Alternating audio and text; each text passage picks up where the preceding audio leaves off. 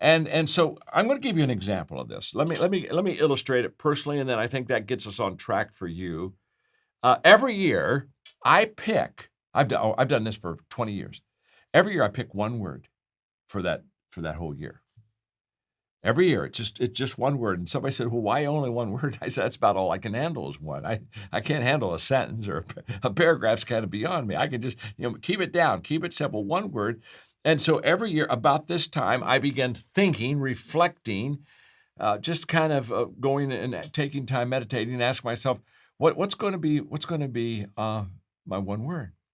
And for example, this year, I've already got my plus one for this year, and it's value. That is my word for 2021. And what I would say it is, I am a person of value, okay, that adds value to people and values people. Now, you see, this is a big word. This one word is going to shape 2021 on how I think. It's just plus one. I'm just doing one extra thing this year that's going to shape my thinking for the entire year. I'm going to value myself. I'm going to value others. I'm going to add value to others. I'm going to live good values. I'm going to value my time. You're getting the picture, aren't you? Value. It's the one word. Now, plus one, you don't have to pick one word. But what basically we're asking you to do is pick one thing. What's the one thing that is going to, in 2021, greatly improve your life?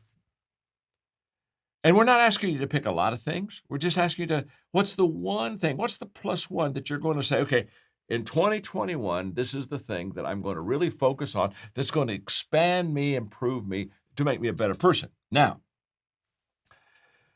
here's the reason I love this incredible theme of plus one. Plus one to me means three things, okay?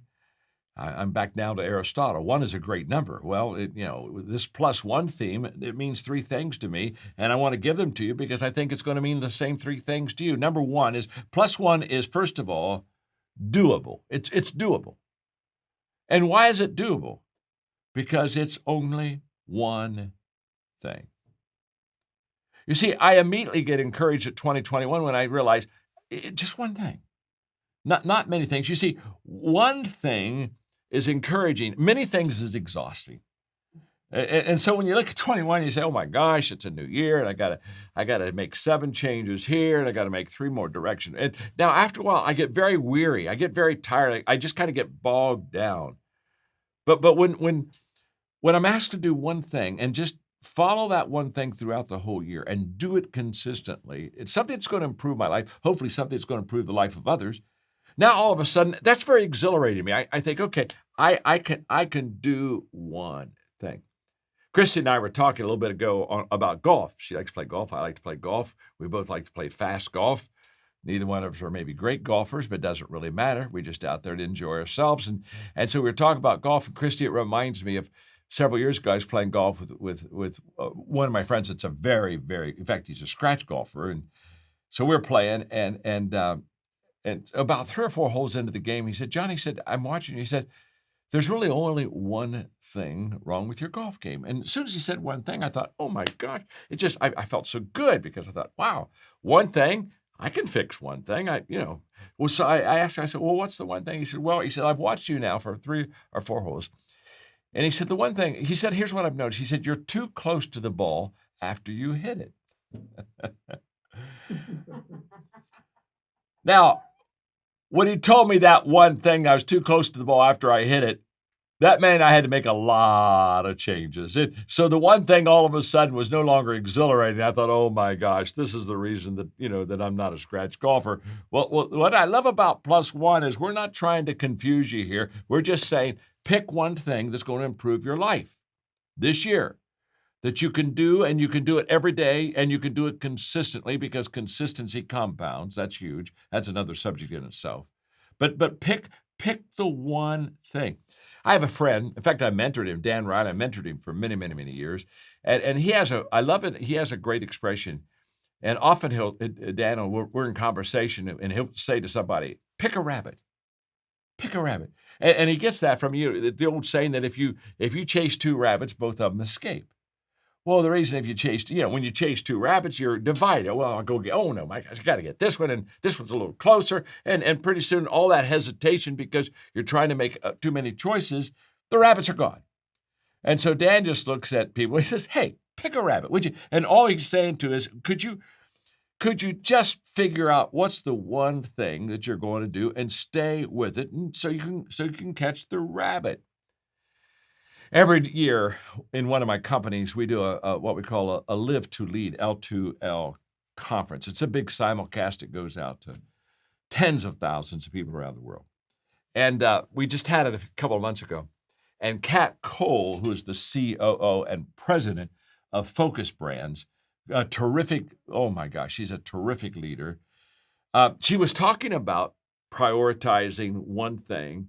And so she said that when she was in Africa doing some philanthropy work, she asked the tribes there that she was working with, she asked them, she said, give me the top 5 things that you need. And she's thinking, maybe I can meet 2 or 3 of those needs. What are the top 5 things you need? And she said, here's what's interesting, John.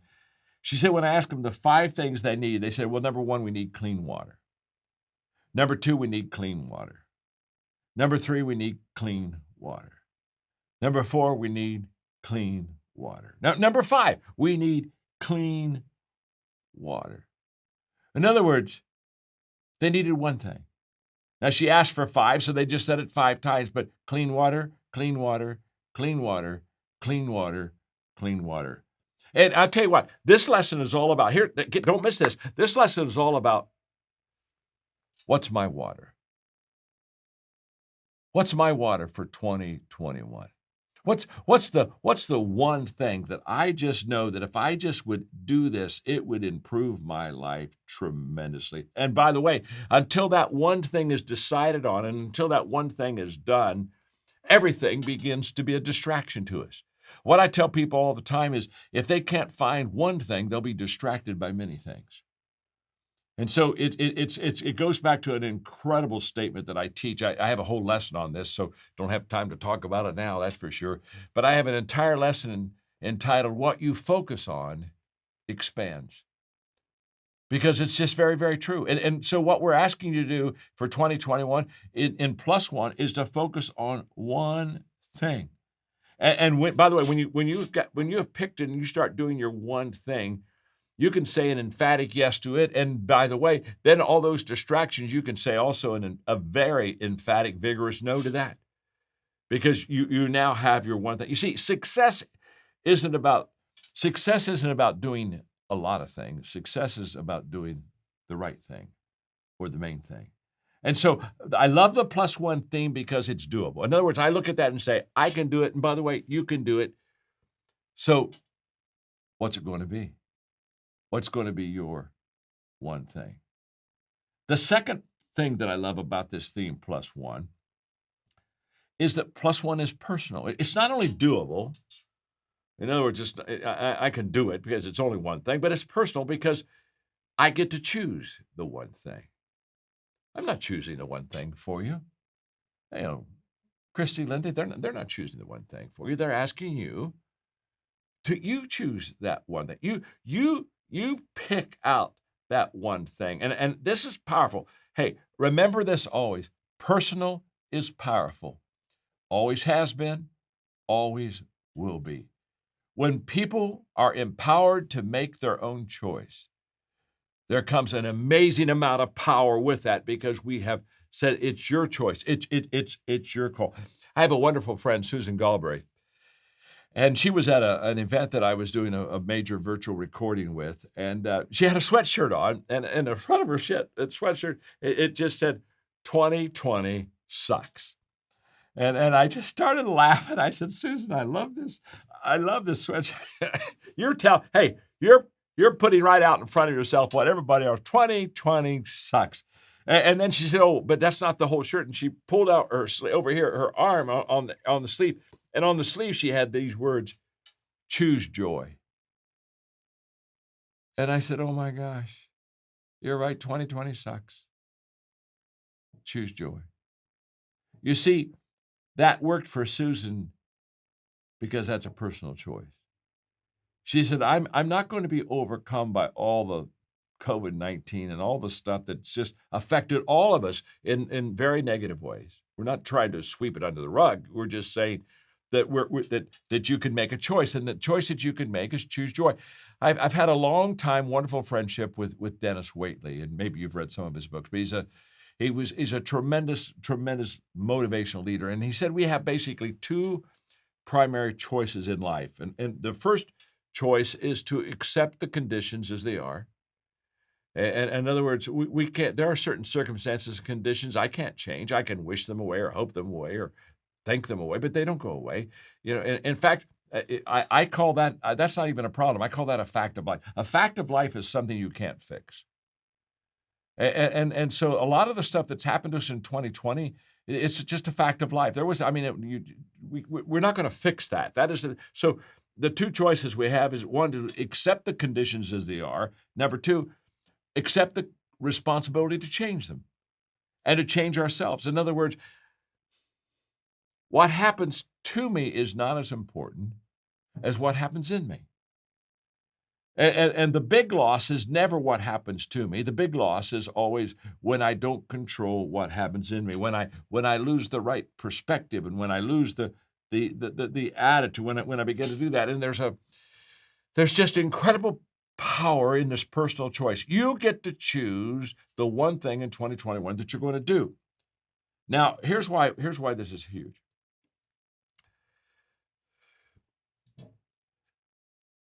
What I'm visually sharing with you right now is all you ever need to know about life, okay? Everything worthwhile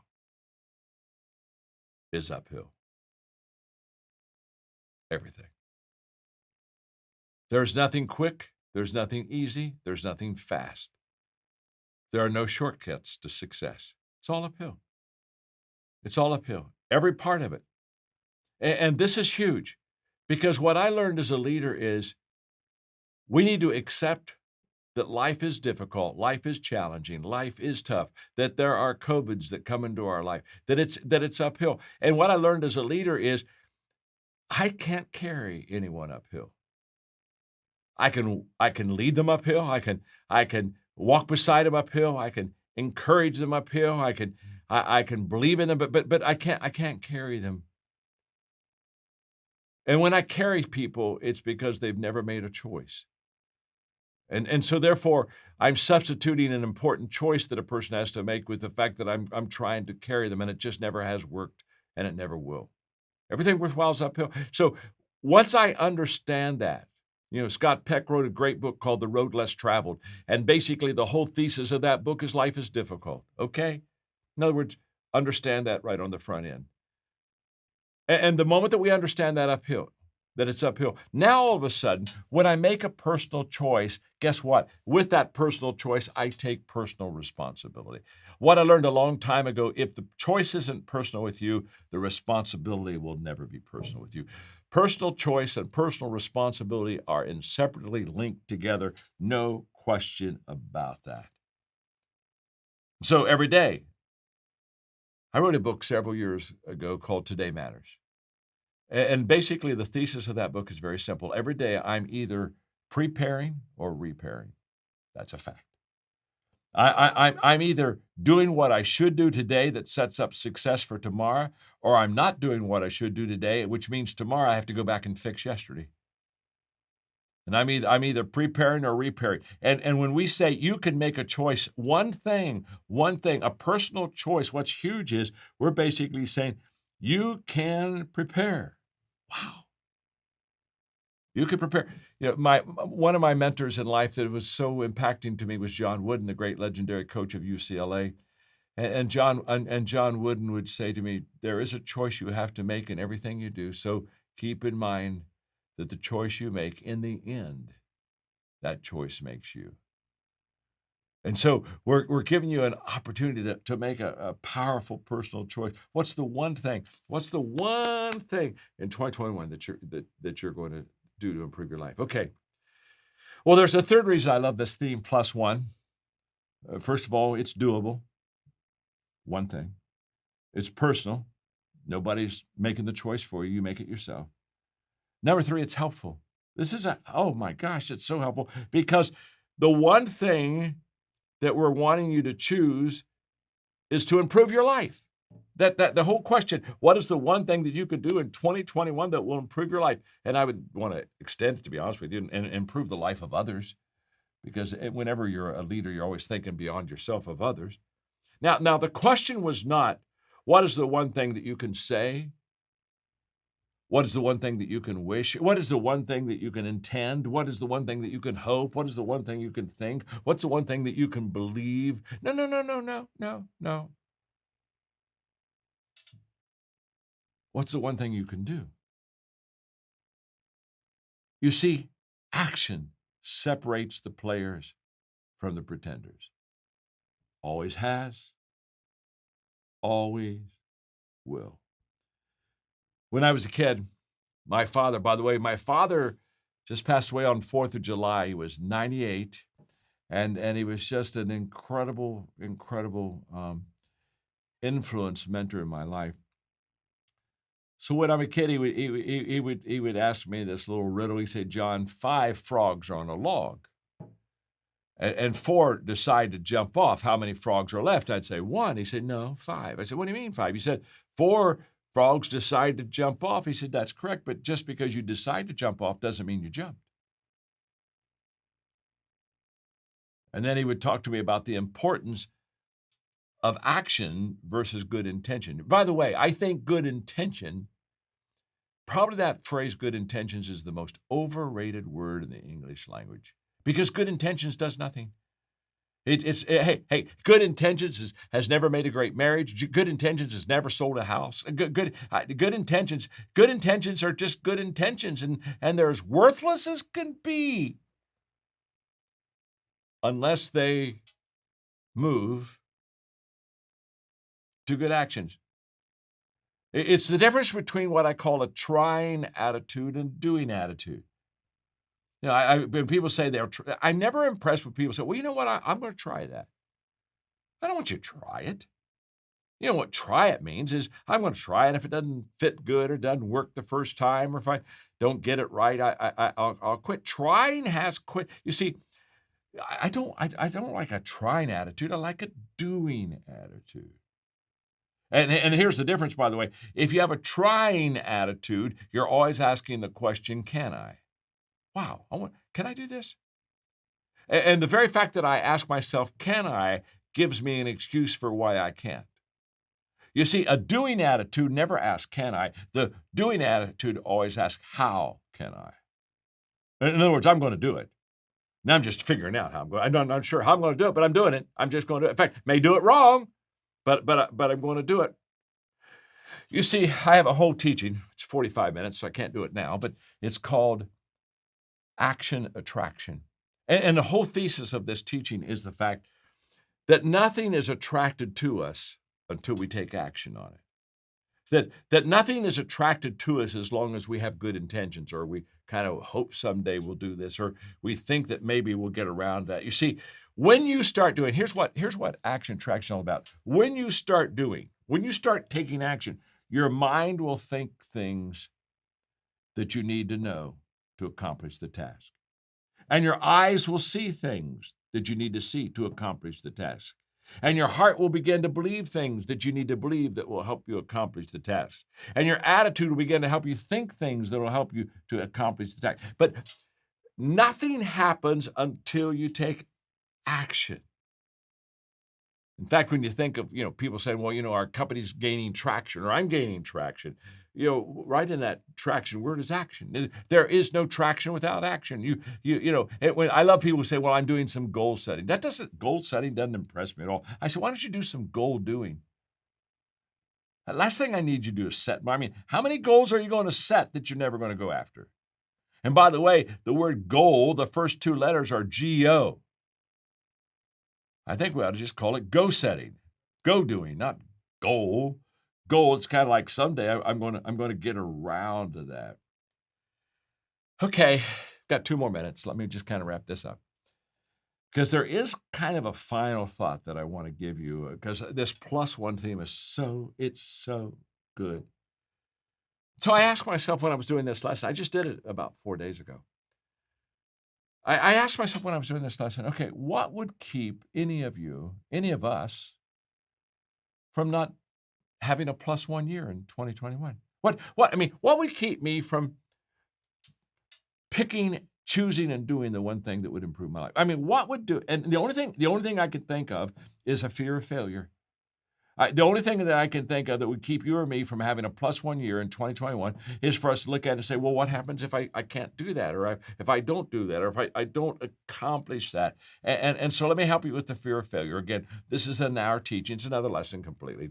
But you're smart. Since you're so smart, I can do these things to you in 1 minute and 2 minutes because you're just brilliant. I mean, most crowds, this could be hey, for some realty companies, this could be literally a whole day conference. You understand. You're just quicker than others. What am I going to say about that? Okay, here we go. Here's the problem. The problem is we're always separating failure and success. And so we go and say, I want to be successful, and success is over here. And oh my gosh, failure is clear over here.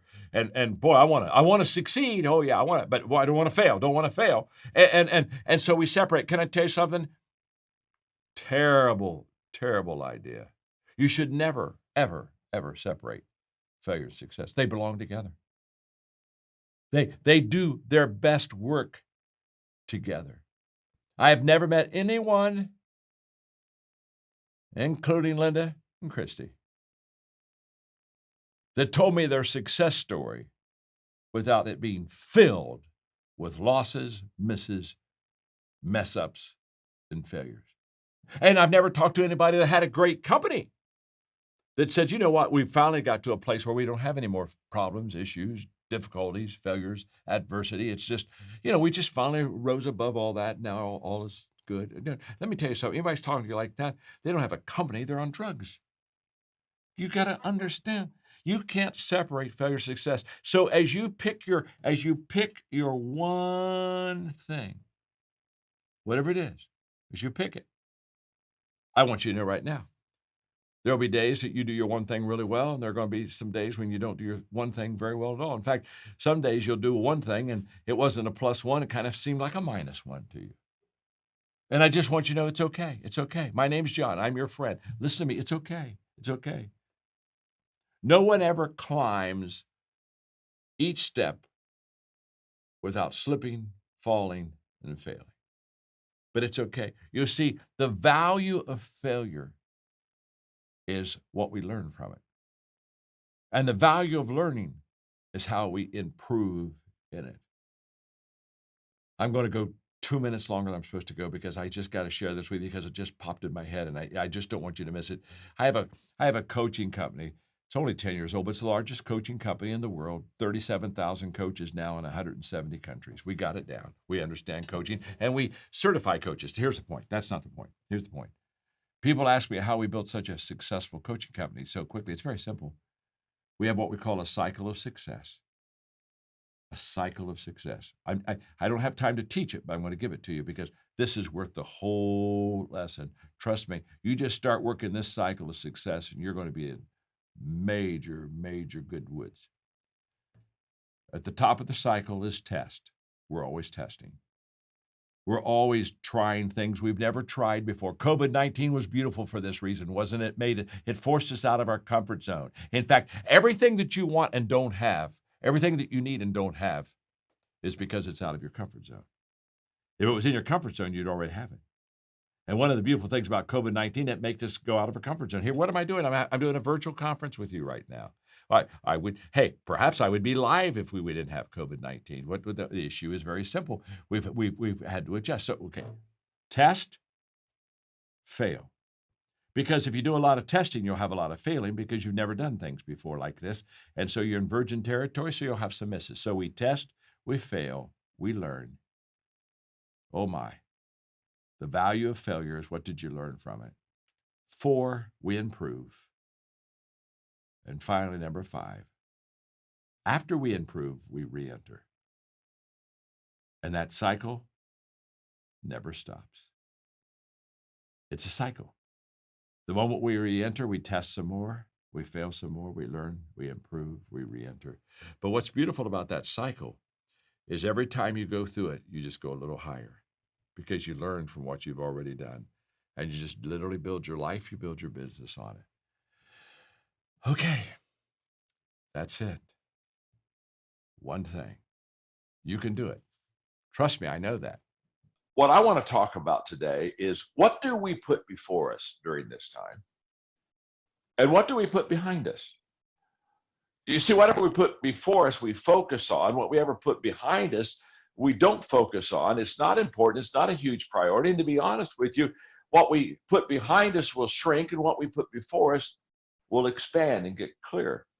So I'm going to throw some stuff at you here in the few minutes that I have, and I won't get through the whole lesson, but it's okay. Let's just talk about, what do we put before us? And by the way, this is a choice we get to make. I get to choose what I put before me. I get to choose what I put behind me in the area of focus. So let's talk about number one, and these aren't in any order of priority, but number one, put behind you what you can't do and put before you what you can do. Okay, I know that's pretty simple, but I'm watching all kind of people put before them what they can't do.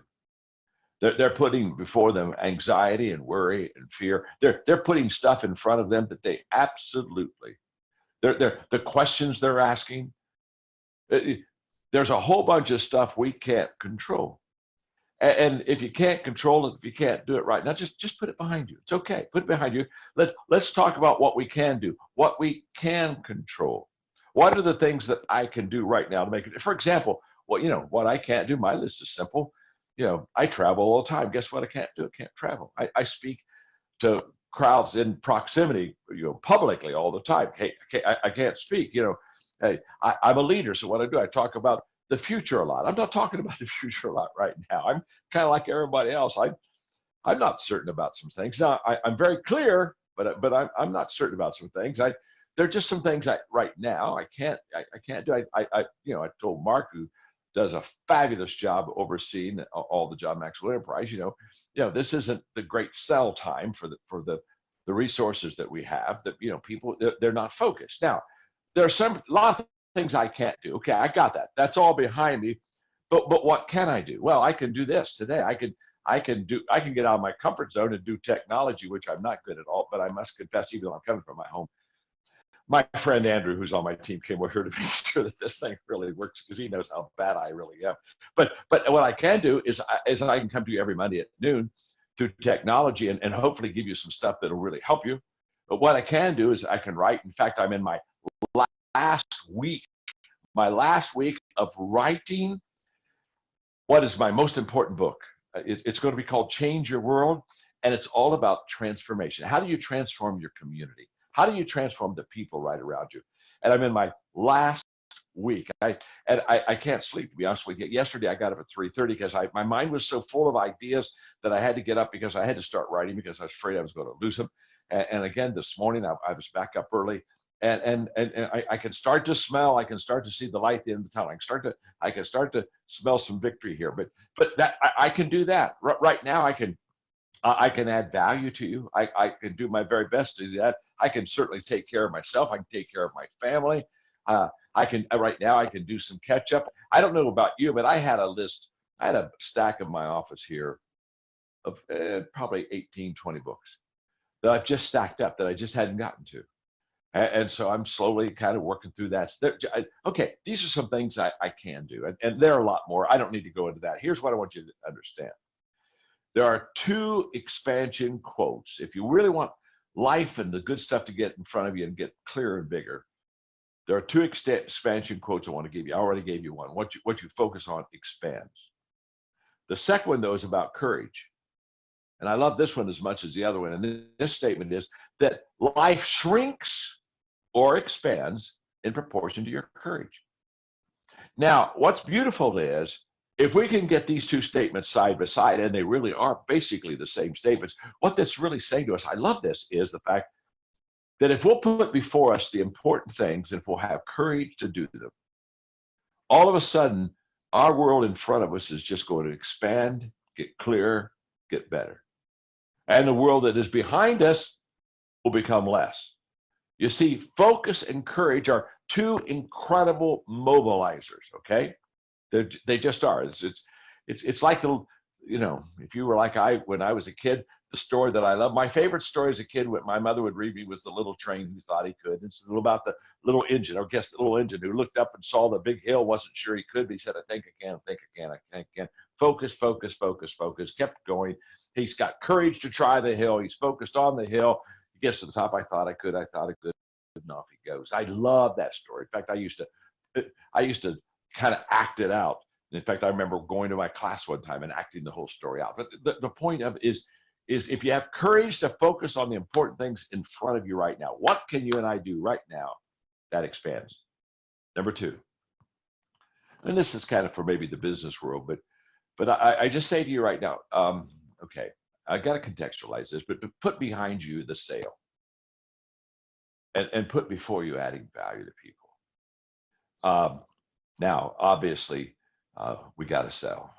Businesses have to, grow, and businesses have to, they got something that they have to exchange for that keeps them in business. I understand that, but I'll tell you what really centered me on this is I was thinking of the other day, I was taking a walk, and I was thinking about two questions that have to do with branding and what people think of us. And I thought of two questions, and I want to throw them out to you, and then I think it really helps me contextually with this statement. Here they are. One of the questions we ask ourselves is, what do we want others to say about us? What I want others to say about me? Hey, I want them to say I'm their friend. That's why what I tell you all the time. Oh, my name's John, and I'm your friend. Why do I tell you that all the time? Because I want you to know that I'm your friend. So what do I want? What do I want you to say about me? I want you to say, John's my friend. Okay. Well, same thing. What do you want them to say about your business? Right? Okay. That's the first question. The second question, though, is what do they say about us? Now, those questions are almost very similar, but I'm telling you, there's a huge gap between what do I want you to say about me and what do you say about me? What do I want you to say about my company, and what do you say about my company? You see, one is the ideal, what I would hope you would do, but the other is the real. One's ideal, one's real. And what you say about me is really the effect I have on you. That's why I love this idea right now of adding value to people. Now, I try to do it every day. It's truly, nothing's changed in my life. I've always put adding value to people first. But what I want you to hear is very important. What they say about you is going to be greatly determined by how you and I take care of our clients and our customers right now.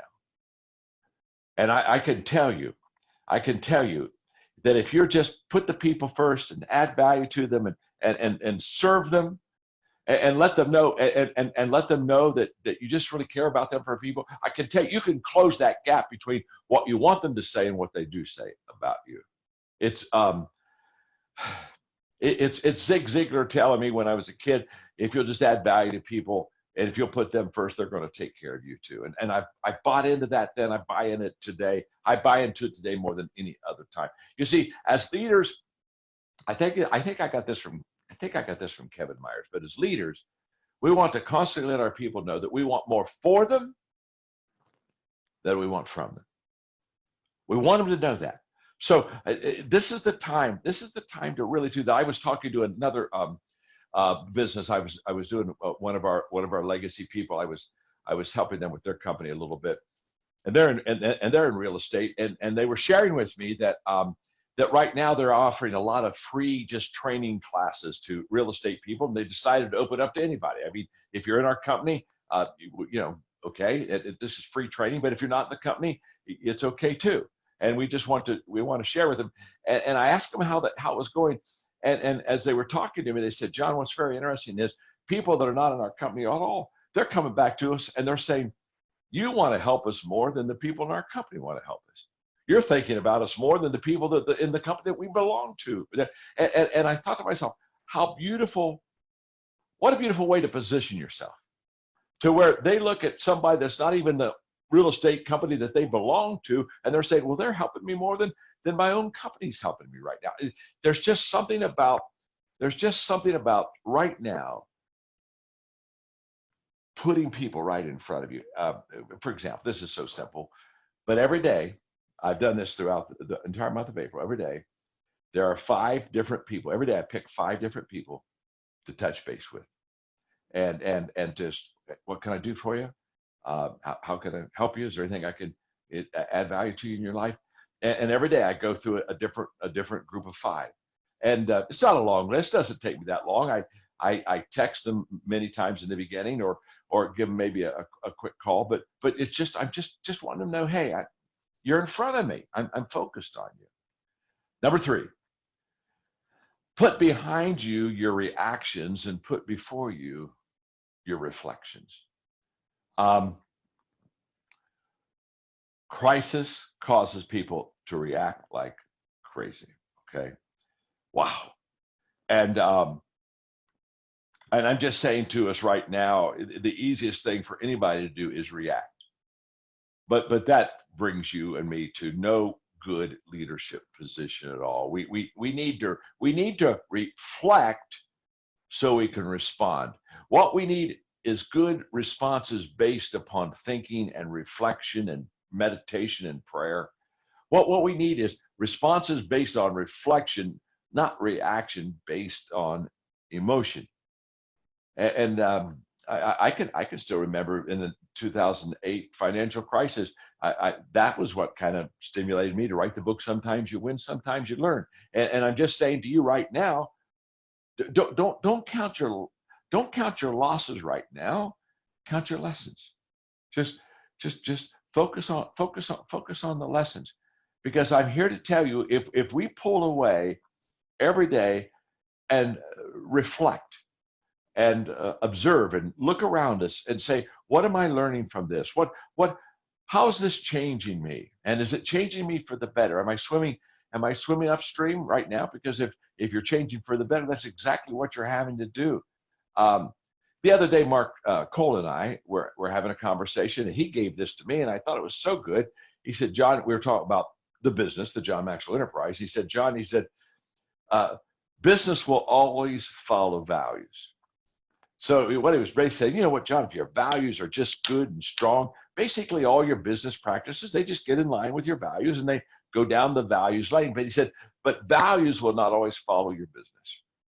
And I thought that was so true, because if you and I have our mind totally on business, and well, I'm losing money right now, and what should I do to the people, and should I put them first? All of a sudden, those values can get behind us. Keep the values in front of you right now, and reflect on them and what they're doing. You see, during a crisis, Chris Hodges sent this to me. Oh my gosh, maybe right at the very 1st of April. I've had it on my desk and I've looked at it some, but I haven't talked about it at all. But he sent this to me, and I thought how true it is. There are 3 zones during a crisis, and the first zone is where a whole bunch of people are living right now. It's the fear zone, and that's the reaction. Remember, I'm saying put behind you your reaction. When I am in the fear zone, I am continually reacting. You know what? I'm going to the grocery store and I'm buying toilet paper I don't need. I just am. That's who I am. I'm, what have you done today? I bought toilet paper today. That's what I did. I'm just absolutely fear-based reacting. There's another zone in a crisis that we can go into if we want to, and that's the learning zone. That's the learning zone, and that's where we reflect. That's where we say, okay, what am I learning in this period of time? I hope every one of you are making a list of the things that you're learning, the things that you're changing. I have a list, and every day during this crisis, my list gets a little bit clearer, and it is a little bit more impacting on me. One of the things that I've really had to reflect on a lot. And every day what I'm doing during this time is I'm taking long walks. And one of the things I'm really reflecting on is that this crisis is showing me is I don't have big enough margins in my life. That I to be honest with you, I love living on the edge. It's who I am. Okay, so that's a problem you can pray for me. In fact, one of my favorite quotes: if you're not living on the edge, you're taking up too much room. Okay, so you got it. That's who I am. But during this time, I have time to really write my transformational book, Change Your World.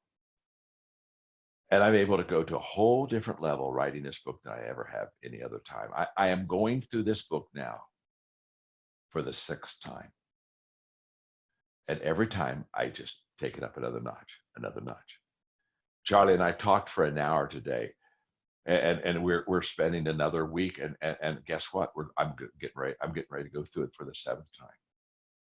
And the only reason I can do this, I am going to be able to have a book that's going to help people really become transformational in their lives and their people's lives. But the only reason I'm going to have a book that has its depth and its gravitas that it has is because I have time. If I would have had my regular schedule, could I put the book out? Yes. Would it have been the book it is now? No. And the question I'm asking all of us right now, it's an important question, is what are we upping in our life? What is getting better in our life? What bar are we lifting? What level of excellence are we getting up higher because we have a little bit more time maybe to do that? And what it's just taught me, okay, the lesson I'm learning is the fact that I just need to get a little bit more margin in my life, because there's another level of excellence that I could have if I had just a little bit of that margin. So there's the fear zone, which is reactive. I'm reacting in that zone. There's the learning zone. Okay, now I'm reflecting. And then there's the growth zone. And the growth zone is where I respond. And that's why I said, if you react, it's fear-based. But if I reflect, then what I can do as a leader is I can begin to respond. I can give answers that have purpose. I can give answers that have meaning. I can give answers that have direction and depth to them. There's a maturity that I can have in this growth zone that's just going to help me to go to a whole new level. See, here's what happens. Because of the crisis, there's a lot of uncertainty because they're focused on the outside. And a lot of people are asking themselves right now, I'm not sure my life is going to be better after this crisis. And I understand that, because there are a lot of people that are going to take incredible financial hits. There are businesses that are going to close. I'm taking financial hits. The John Maxwell Enterprise, we're bleeding. We got that. But let me tell you something I'm absolutely sure of about this crisis. I can't talk about you, but I can talk about me. I promise you, I'm going to be better coming out of this crisis. I am going to be better. That's very exciting to me. I'm going to grow on the inside to a whole different level than I've ever grown. And I just want to challenge every one of you. Don't count the days, make the days count. I just want to challenge all of us to put behind us the reactions of everybody. And, it's always the same thing.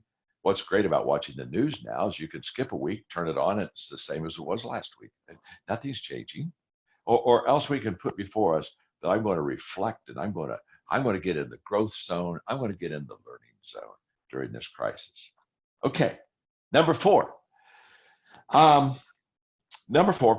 Put behind you the difficulties and put before you the progress. I just love this thought, and I hope I could do a good job with it, because one of the things a crisis does is a crisis takes you and me, all of us, out of automatic. And can I tell you something? We all love automatic. Automatic means I got it down. And I don't need to give an incredible amount of thought to it. I don't need to figure out a new system, because I already know the road to take. I've already got the plan. I got it. And we love I got it, because I got it means we don't have to give quite as much time to it, because we got it. And in a crisis, we don't got it. I don't know what you got in February, but you don't got it now. One of the things I think is healthy of this crisis, I think it brings to a great sense of humility to all of us, that we're not in control, that we don't always have answers, and we're not always the man. And I think that's just very healthy for me. I think it's healthy for you. I think it's healthy for all of us. And I just want to talk to you about the very fact that put behind you the difficulties and put before you the progress. So I'm going to come back to automatic in a moment, but let me just make sure I contextualize this right for you so you got it. Booker T. Washington said this. He said, success is not the position that you've arrived at. He said, success is what you had to overcome to get where you are today.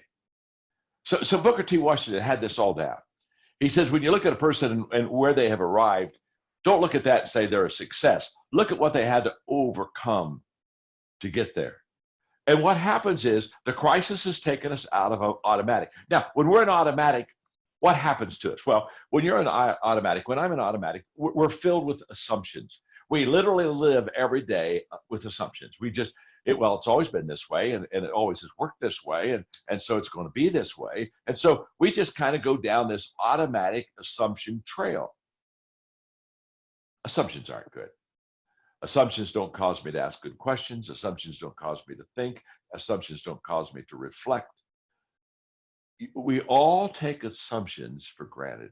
And anybody that's in the assumption arena, we take them for granted. So what's happened is we've gotten knocked out of automatic. Crisis doesn't let us be in automatic. And so that what happens is we lose those assumptions. That's a good thing. The other thing that happens when we get out of automatic is we get kicked out of the very center of our comfort zone. We're kicked out. I mean, nobody right now is looking and saying, I'm right in the middle of my comfort zone. You see, we've been kicked out of that. And let me also tell you that when we're in automatic, we're not very adaptable. We're not very flexible. We're not in automatic. We're not very hungry. And this crisis has taken us out of automatic. When we're in automatic, let me tell you, we're going downhill in automatic. I teach that everything worthwhile is uphill. Let me tell you something. Uphill is not automatic. It's never been automatic. It's not going to be automatic. Downhill is. So when we're in automatic, there's this tendency for us to coast. We think we're a hotel room with a do not disturb sign on us. I mean, just kind of, I got it. Please don't disturb me. Wow. So put before you the progress you're making. Let me just say this. I can remember, most of you know that I was a pastor. And when I was in San Diego, we bought 80 acres of ground in Southern California, and we had to get it zoned. I cannot even go into that story because I just want to, it took us 11 years to get it zoned, and it cost us $8.5 million. Okay. Hundreds of meetings, ridiculous red tape. We had a black-tailed gnatcatcher that didn't even live on the property. It just landed on the property, and it was an endangered bird. We literally, just to show you the stupidity of people, we had to buy another plot of ground about a mile away, about the size of ours, as a resting place for the black-tailed gnatcatcher, since we would be disturbing the environment where the black-tailed gnatcatcher every once in a while landed. Now, you got to understand, during this time of 11 years of, are we going to get the land or not? Get money for the land. In fact, I have to stand in front of the people and say, we need you to help us financially, because the financial package was going to be so huge. I knew I had to get in front of it. And then I would say, by the way, the sacrifice you're making, we're not even telling you we can buy the land. We've got to get it approved. 11 years. Now, okay, just let me be me for a moment, and then I'll kind of go back into nice. If I'd have known that black-tailed gnatcatcher, that bird was going to cost us so much money and so much time, I'd have just gone out and shot the sucker. Honestly, hey, 2 years in prison, we could got on with our life. Okay, now listen to it. Okay, I'm just having fun with you. Relax, take a pill. Okay, here we go. This is important. I look back at my leadership during those years, and I can't show you the growth I had during the good times. I can show you growth. We had growth, but we raised $35 million. We were in midst of difficulty, and the progress we made, even though it was much smaller progress, was special ground to us, because that was filled with blood, sweat, and tears. So put behind you the difficulties, because we all have them right now, the crisis, and put before you and appreciate and value the progress. The story I like to tell, So often as I was at a conference, we had about 2,500 people listening to, I was doing a leadership conference, and a guy during the last break, I was signing books, came up to me, young kid, nice kid. And he just looked at me and said, I've been watching this. This is amazing. I'm learning all these leadership principles. Everybody's enjoying it. He said, I've decided I want to do what I want to do what you do. I said, that's great. I like that. I said, just have one question for you. Would you like to do what I did so you can do what I do? You see, that's the question. Some of you are going to come out of this time and you're going to have such respect for yourself. You know, I teach that respect is earned on difficult ground, that moral authority is given when you are leading people through highly difficult times. And when you come out on that other side, I just want you to know that your greatest days of growth, as far as what it does for you internally, are right now. And that internal maximizing of growth will eventually pay off to the external also. Trust me, if it's in here, it has to get out there. It's just a matter of time. Number five, put behind you the personal benefits and put before you the people benefits. Now, this is kind of close to, put behind you the sales and put in front of you adding value to people, but there's a difference. And let me tell you why I give you this point, that put behind you the personal benefits. What am I going to get out of this? And put before you the people benefits. And that is the reason I'm giving you that thought is I was listening to Patrick Lencioni the other day. He has a new book out. It's a very good book called Motives. And Patrick said that the question of leadership is this: why do you lead? Now, if you've heard me teach on leadership, I talk all the time about how I like to go to a person and say, okay, why do you want to become a leader? And Patrick did such a succinct job on this. He said, I always want to know why you want to become a leader, because that's going to tell me everything I need to know about your leadership. And he said, basically, there are two reasons to become a leader. One is reward, and number two is responsibility. And he said, if you're a leader, that you're in it because of the perks of leadership. I mean, oh my gosh, if I lead, I get a parking place, I get a good office. If I lead, I get all the. If you're in it because of the perks of leadership, he said, during a crisis, you won't show up because the perks are gone. But if you're in it for the people, if you're in it for the responsibility of helping lift the load, he said, then all of a sudden, this becomes absolutely huge in your life, because this was the moment you were born for. This is the tough time that you help the people have the victory and get the win in their life. We've all heard the statement, minor surgeries on you and major surgeries on me. Same surgery, but it's minor if you're having it. It's major if I'm having it. Well, I'm saying put behind you. Let's just get behind us all the stuff that would benefit us right now, or what we want.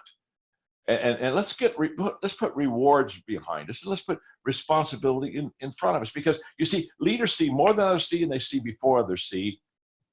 I call that the leadership advantage, and that's a fact. But because I have that leadership advantage, that I see more than you see and I see before you see, I either take that advantage and I put you before me and I serve you, or I take that advantage and I put me before me and I serve me. So put the personal benefits behind, hey, put the people in front of you. Okay, I'm going to do one more. Okay, here's the last one. Okay, there are maybe 9 or 10 of them total, but let's see. I got 9 of them. You get 6 of them. Okay, but here's one this is just really good. You know what I'm going to do? I'm going to come back to 6. I'm going to give you right now the other 3, because you're going crazy right now.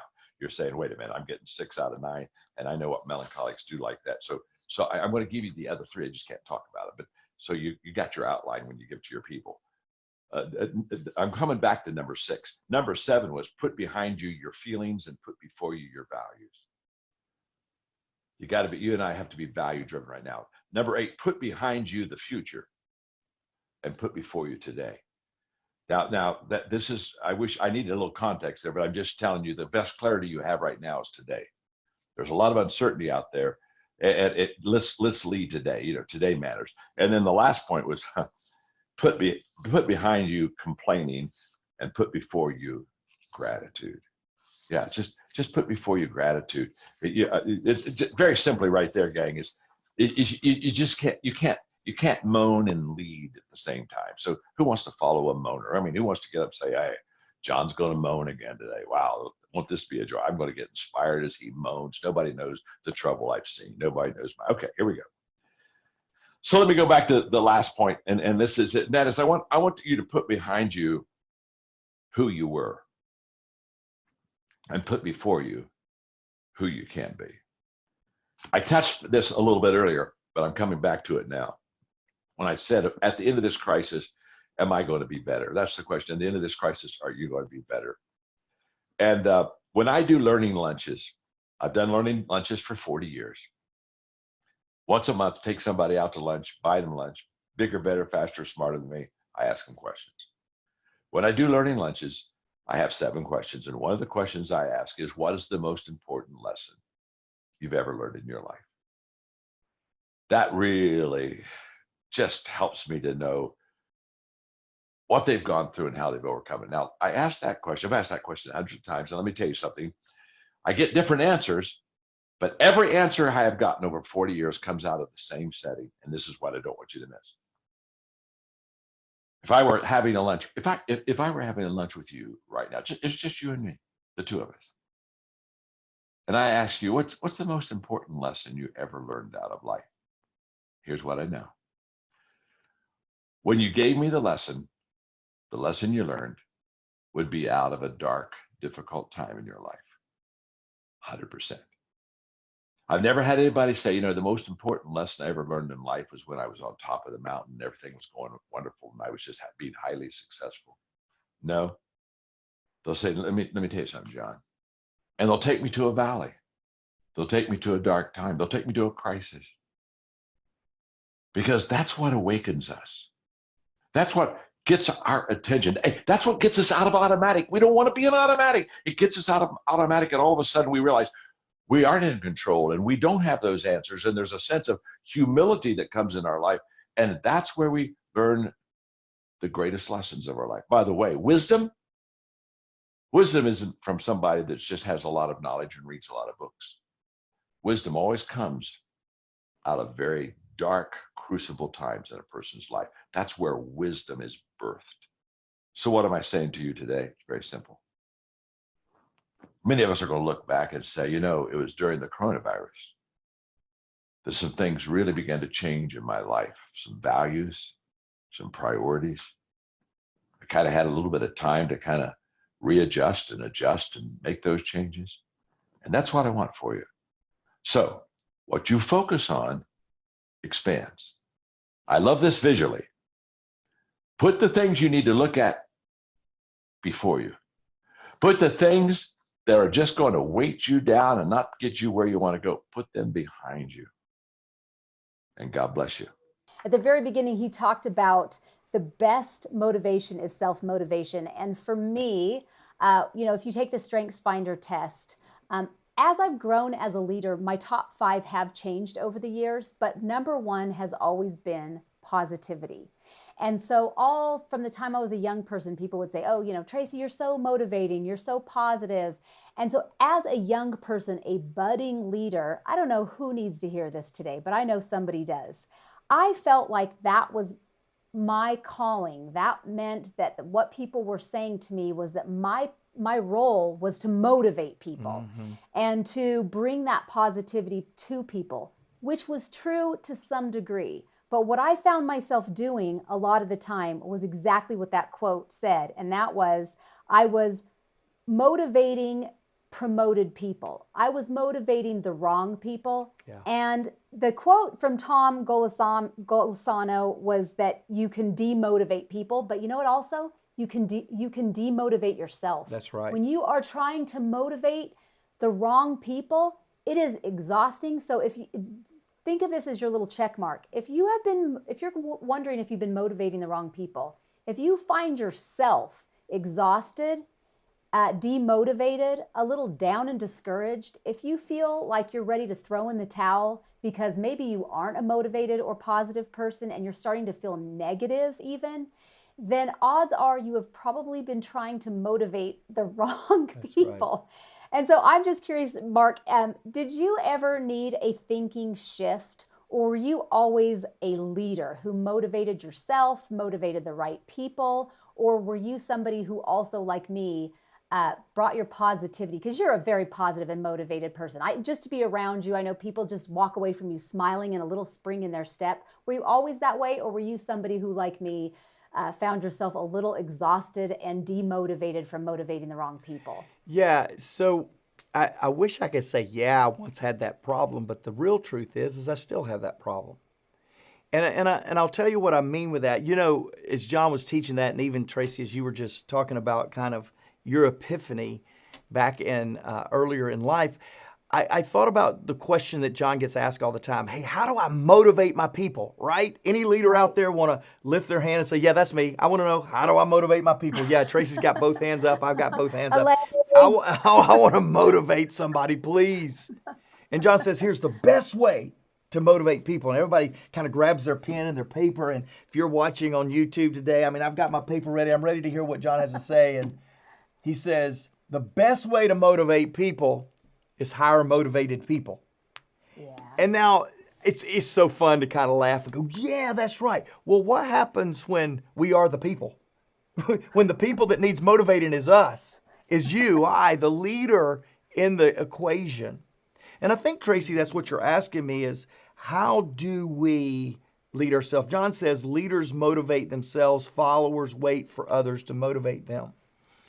And I do want to be an inspirational person. In fact, my life purpose that I discovered at 33 was Mark Cole exists to motivate and inspire people to reach their full potential. And I know that to live out that purpose of inspiring or motivating others, it has to start with me. And yet, there are times that the last thing that I feel is motivated or inspired. And so I do think the idea of inspiring oneself is a muscle. It's something that we have to work at. We have to put into practice. What motivates you? What's your happy place? What's things that refuel you and replenish you? What is your ideal Sabbath or time of rest so that we're working from rest rather than resting from work?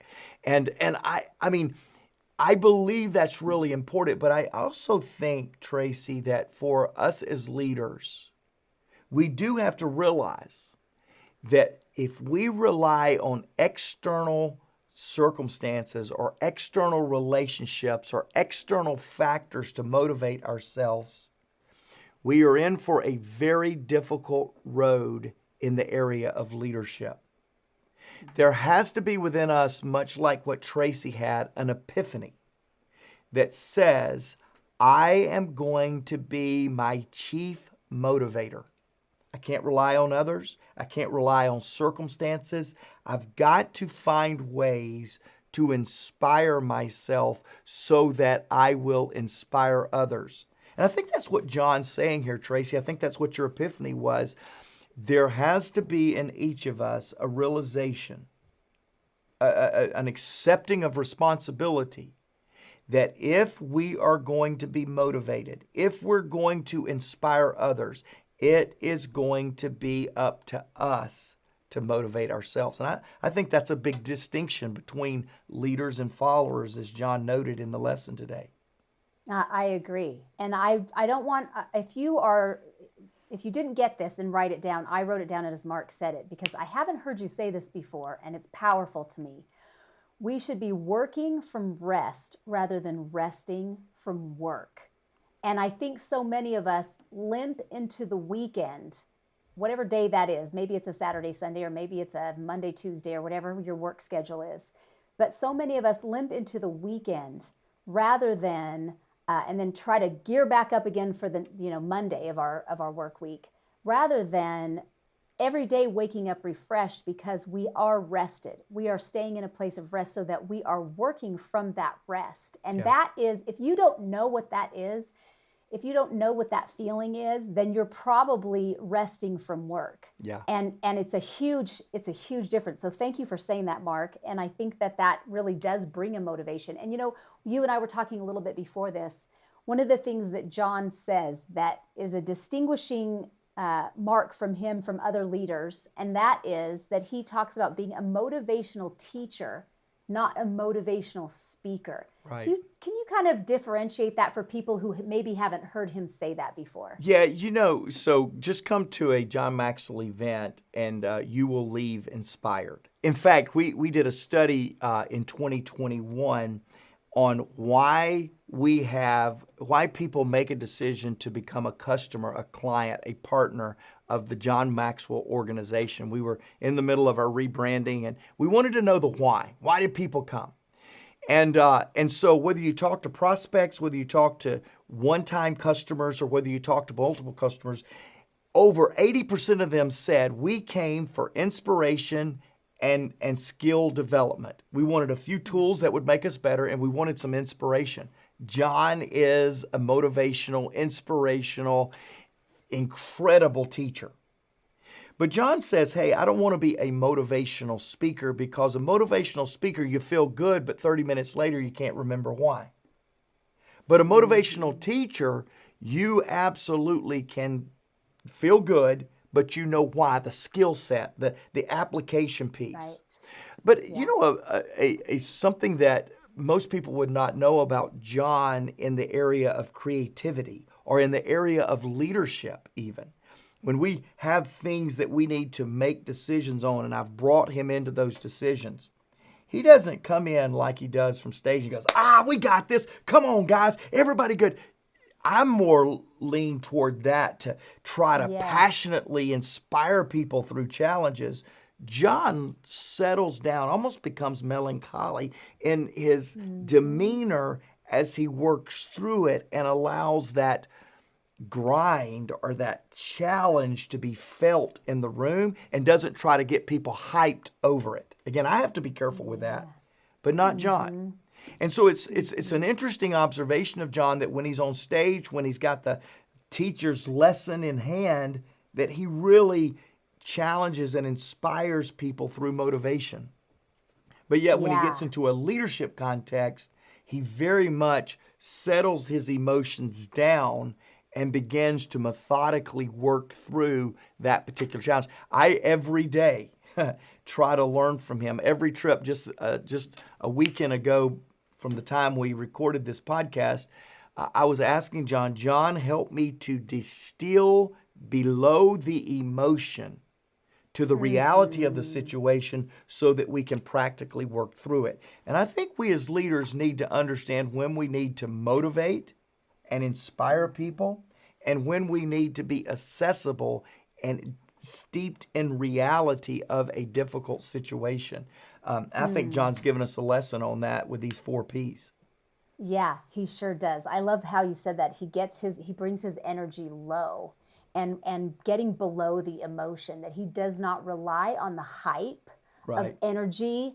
And as two energetic people, you and I can relate to that and really that is a lesson to be learned for people who are high energy people, to settle in, and so that you don't walk away, that the people in your hearing as a leader, that they don't walk away not knowing what to do. That's right. Feeling so good. And I can tell you, I have left where I know that my audience felt really good.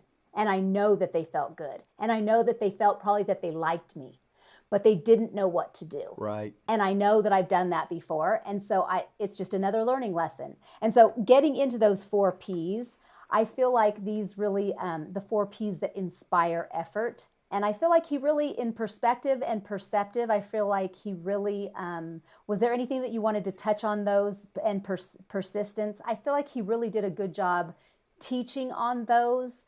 Was there anything that you wanted to touch on those before we get to persuasion? The only thing I would say on perspective is often we put our perspective on other people and we think, wow, if this motivates us, it has to motivate everybody else in the room. Right. And that's not true. When John's teaching this perspective, he asks the question, it's in your notes, how do others see things? And many times we as leaders, we fall prey to the trap of trying to motivate people the way we're motivated rather than motivating the people the way they are motivated. And so leaders, communicators, Get into the shoes of the people that you're trying to influence and understand their motivators, their perspective, and that's true on perceptive too. And the things that used to motivate me don't motivate me anymore. I've changed. right. I've matured. I want maybe less partying and a little bit more significance in my life.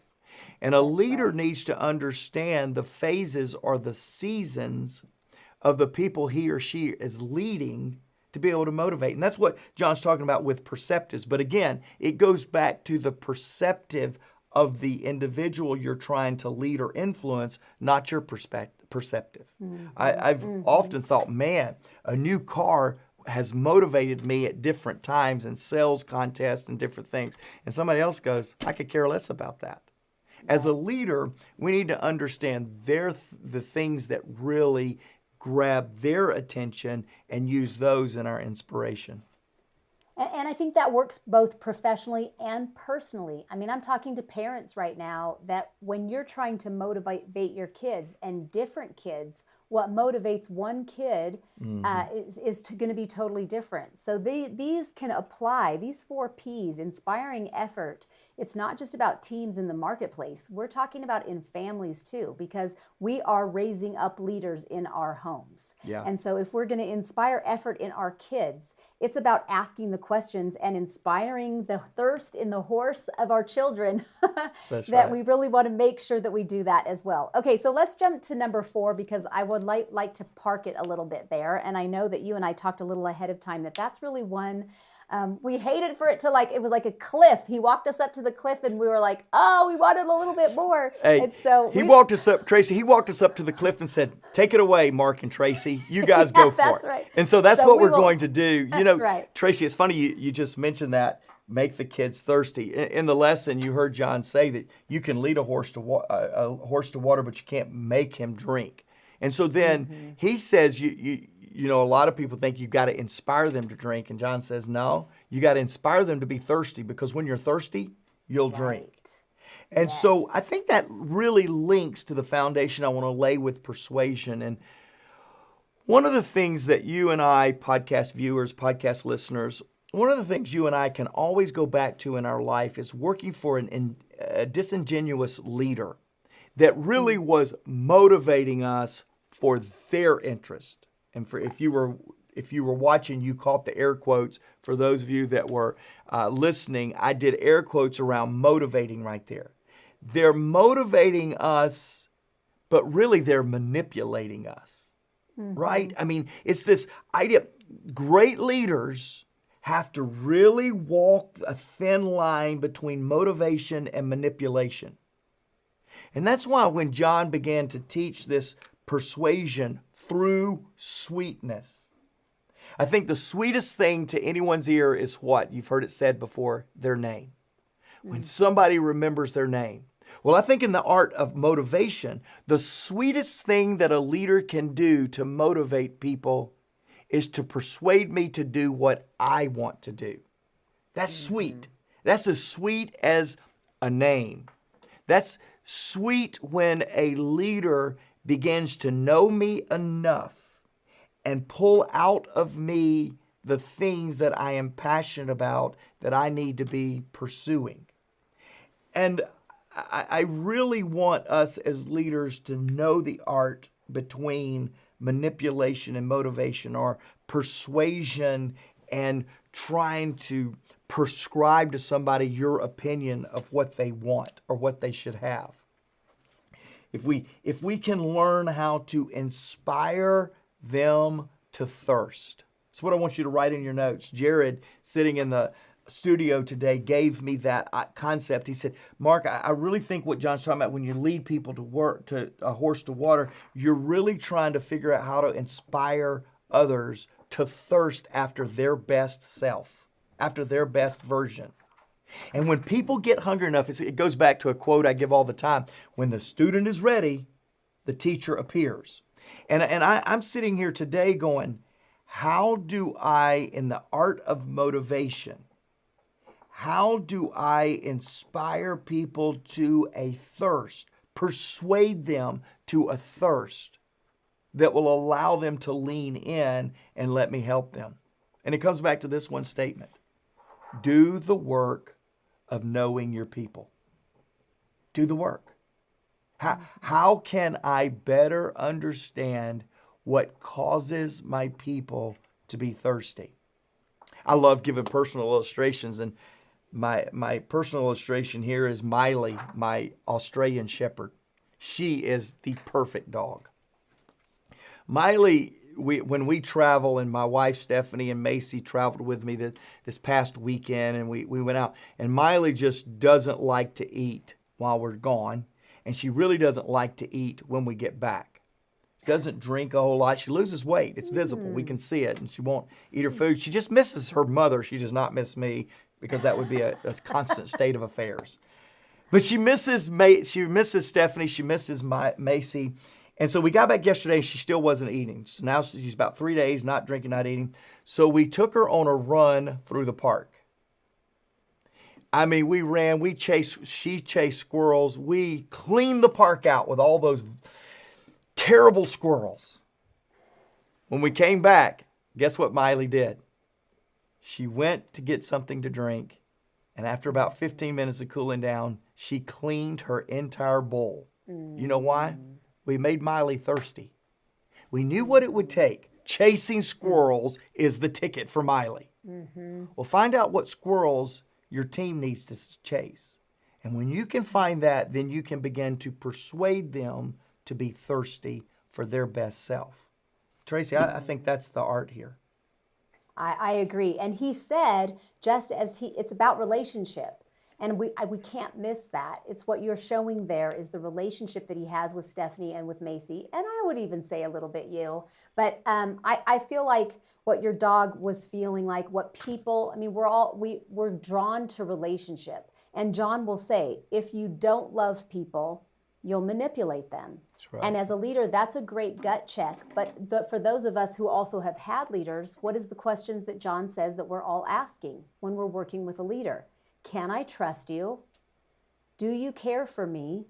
And can you help me? Yeah. So when you are in a position where you're feeling like, am I being manipulated here? Some of those other three questions, because what did he say? Good leaders ask great questions. So ask yourself those questions. Is this person trying to help me?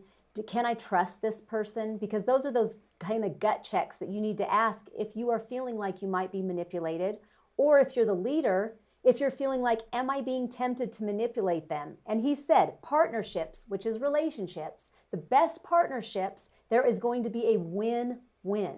It shouldn't just be one-sided where just the leader is winning or just the person we're serving and leading is winning. The best partnerships, the best relationships where people are winning. And going through those 4 Ps where we are inspiring and motivating people is when we're going to see the win-win. Well, and I go back. In fact, there's a relevant episode we're going to put in the show notes because it's really practical in helping you with motivation. We did 10 maxims for motivation. We did a series on that, and we're going to put that in the show notes because I want you to go back and really get some practical things. The biggest thing I can give you is know your people.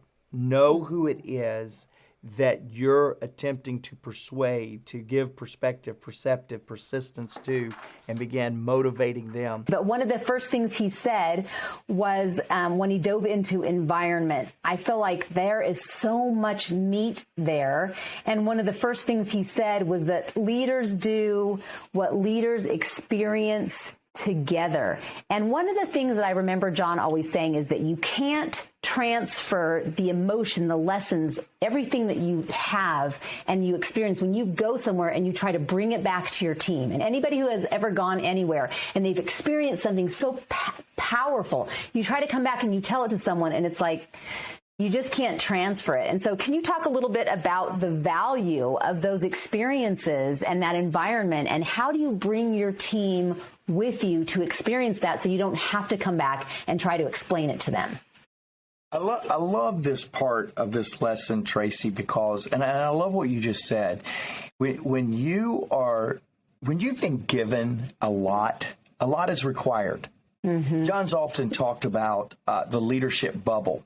We've seen people, I've been with John now for 22 years, and I've seen people come in, and I've seen people excel. I've seen people leave, and I've seen them almost go back to where they were before they ever joined John Maxwell's team. And that was perplexing to me. You know, how can you excel as such a great leader, then you go try something new, and it's harder than you thought?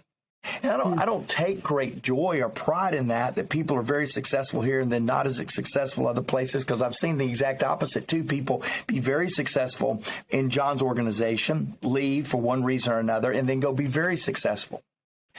But I think what John is teaching right here on environment, that there does exist in all of us. There is a leadership bubble. There's a learning bubble.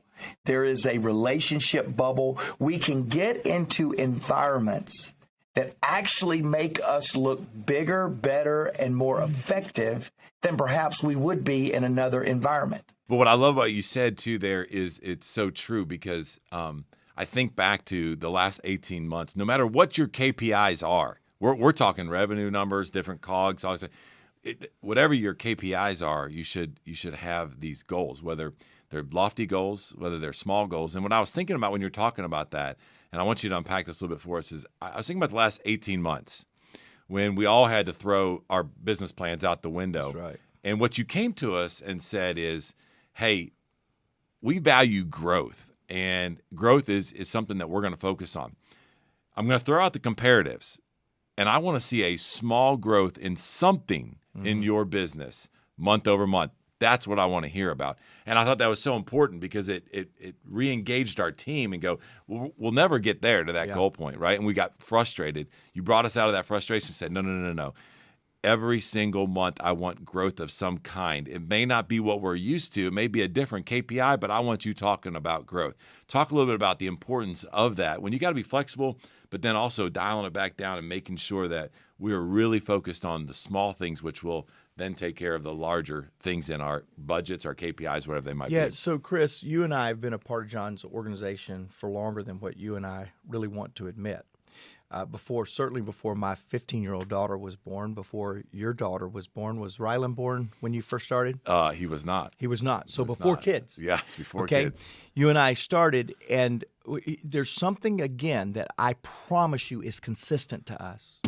We, if you're listening, I'm holding up the 15 Laws of Growth book. We value growth. Now, when I say we value growth, do we value growth or do we not? And so what happens back in March and April and March, April, and May of 2020, back in COVID, we kept coming and reporting off of our numbers, Chris, and it was like a funeral every time we came, because we were trying to report off of something that was dead. Our business plans were dead, and we kept coming trying to do it.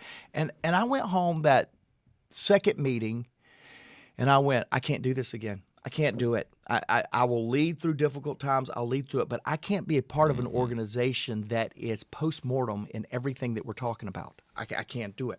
So like you said, we threw that out and we began to highlight growth points. I'm going to pause right here. And to those of you viewing, I'm going to challenge you to go pick up this book, 15 Laws of Growth. For those of you that's listening, I'm going to challenge you to go to the podcast notes. And we're going to put a link in there to go order the 15 Laws of Growth. In fact, we've got a discount, 15% off, to celebrate January as Growth Month. Great book to start the year off with. It is. And it's a great book to start off with if you've never read a Maxwell book. It's a great book to go back and remind yourself since it's January, because some of you have goals of losing weight. Can anybody relate to that with New Year's resolutions or the other thing? I celebrate every last bit of that. In fact, could stand to lose a few pounds myself. But what are you doing to grow your leadership effectiveness, your leadership influence? That question and a plan around answering that question can be found in this book, 15 Laws of Growth. Chris, when you and I, over the last 20 years, one thing we know is this environment expects growth. I love doing these podcasts with you. We get great feedback all the time. But I'm going to tell you one of the things I love about the last 5-6 years is thinking about the growth that we've been able to see in each other. Yeah. Chris, for those of you that don't know, John started putting me on a stage to communicate when I was terrible as Charles Barkley says, terrible. I was getting ready to say, I where'd was that come from? terrible. I was terrible.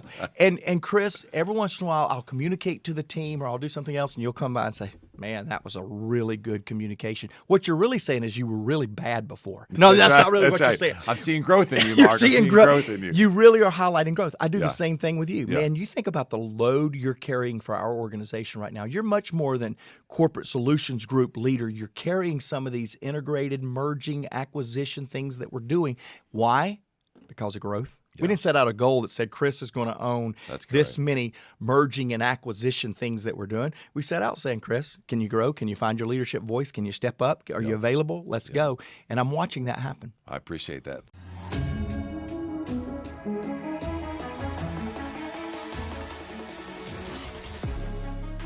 Welcome to the Maxwell Leadership Executive Podcast, where our goal is to help you increase your reputation as a leader, increase your ability to influence others, and increase your ability to fully engage your team to deliver remarkable results.